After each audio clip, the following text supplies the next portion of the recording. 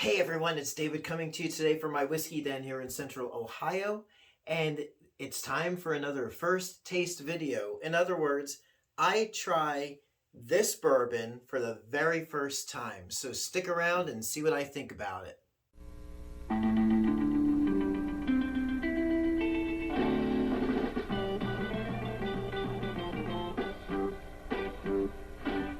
Well, welcome to my whiskey den. Again, I'm David, and I'm coming to you from Central Ohio.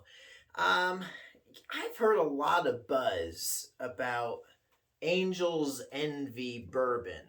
Now, the bottle is pretty. I mean, it looks like a little angel with their wings, and that's even on the back of the bottle.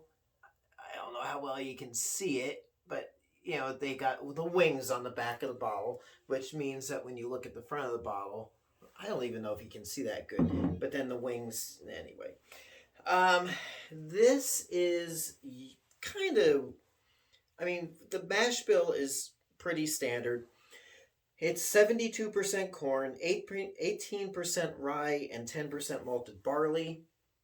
According to their website, they age their product in newly charred oak barrels for the amount of time is 4 to 6 years, and they finish it in port wine barrels. So I'm curious as to what kind of taste we're going to get out of this. It is 86.6 proof, and I think this costs, I got it down in Kentucky a few months ago. I think I paid like $45 for it. But I have not had this before, and so I'm curious as to what I'm going to find with it. Is it going to be something that I want to keep, serve to guests? Am I going to like it? Am I going to think it's weird? I don't know.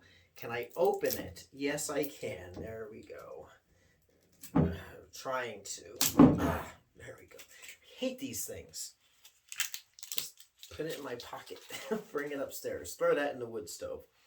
It's cute. They got this little hang tag on here that gives a little schmoozing story. So here's something. Their master distiller, Lincoln Henderson, began with exceptional Kentucky straight bourbon and finished it in ruby port wine barrels for up to 6 months.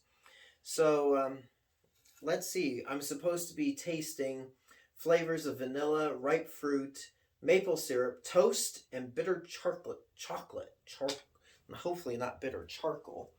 And let me get one of my clean little. They're all clean, but there we go. Let's get this kind of to open up a little bit in the glass. It's got a nice color to it right off the bat. OCD, so let's get that nice and straight.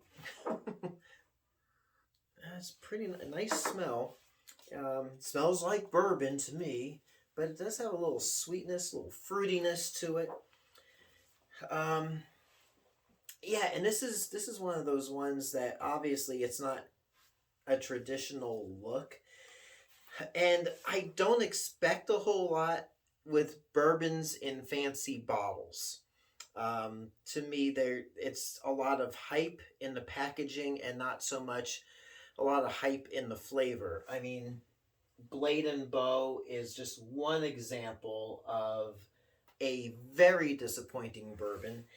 And don't shoot me for this, but I did try Blanton's last summer, and that's in a beautiful globe bottle with a little horsey on top, and I was not thrilled with that one either. Beautiful packaging, lousy bourbon.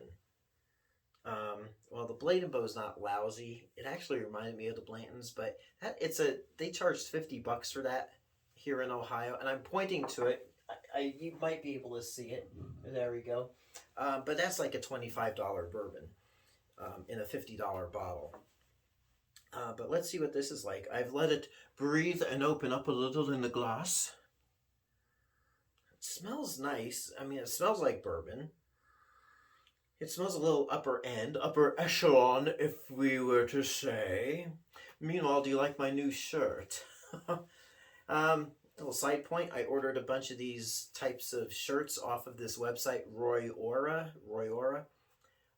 It took a month to get a bunch of them. It took a month to get here. One of the shirts is the wrong size. They sent me a size extra small. Do I look extra small? And even though they want to, they say that they'll do exchanges, it's like, I got to be a dentist and pull teeth. You know what I'm saying? Uh, anyway. So I think I've babbled enough. Let's see. Oh, the color, it's a nice dark amber, light brown, like bourbon is. So,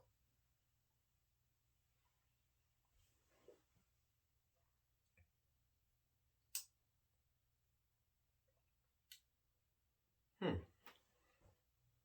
It's kind of, to me, best I can describe it is it's sweet on the front, and even my gums, like my gums are a little tingly from that first little bit. Yeah, my gums are tingling. It's like, when if you have a sensitive teeth and you have something cold, that's kind of the sensation I'm getting.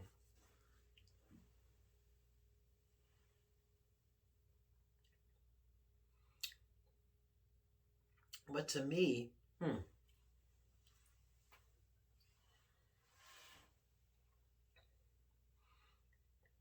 it's not super spectacular.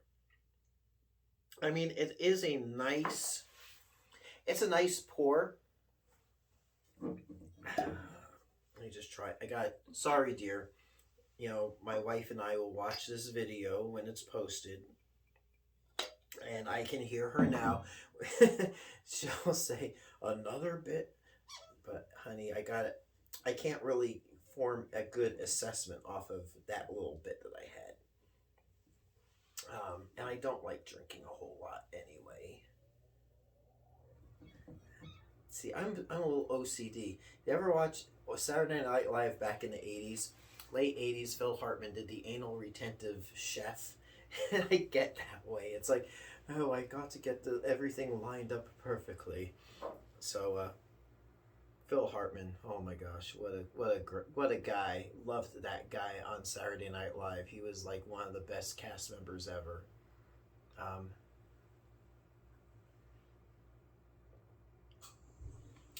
I mean, it's good. It's a good. It does have a sophistication to it. Um, I'm not getting a lot that I can tell off of the port wine barrel finishing, but it does taste different. Maybe that is the case. It does taste a bit different than your average run of the mill bourbon. And for me, yeah, $45 is a good. That's a decent. It's the right price for this. It is very premium in my opinion, and this is one of those bourbons that, again, like I've said on some of those other ones, you got company coming over and you want to serve something a little more elevated and elegant. It's good. It does have a little thinness, in my opinion, but it's also pretty mellow. So it's not harsh, like ultra harsh, like maybe if you want to serve Jim Beam to people. Um, it is a really good bourbon. It is not my upper echelon, so to speak, um, but it's good. I like it. Um, but for me, I'm not getting a whole lot of depth of flavor. It's I'm getting strong on that barley.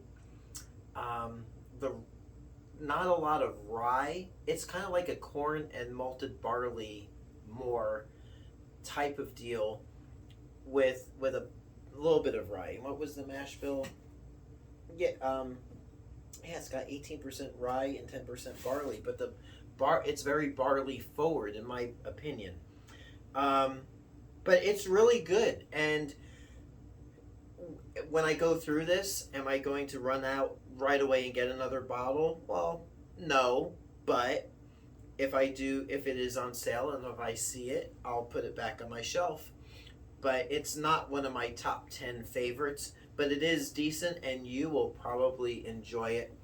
And there we go. Inconclusive. So let's sum it up. It is worth the price point. It is good and decent. It's not spectacular, but it's not overly complex. So I guess it's middle of the road. So get out of the middle of the road, all right? You're going to get run over by a car. So anyway, until next time, it's me, David, coming to you from my whiskey den here in Central Ohio. I hope your next pour is your best pour. We'll catch you next time. Thanks so much for watching. Hey everyone, if you like what you see, please like and subscribe so you can be notified of future videos as they drop. Thanks for watching.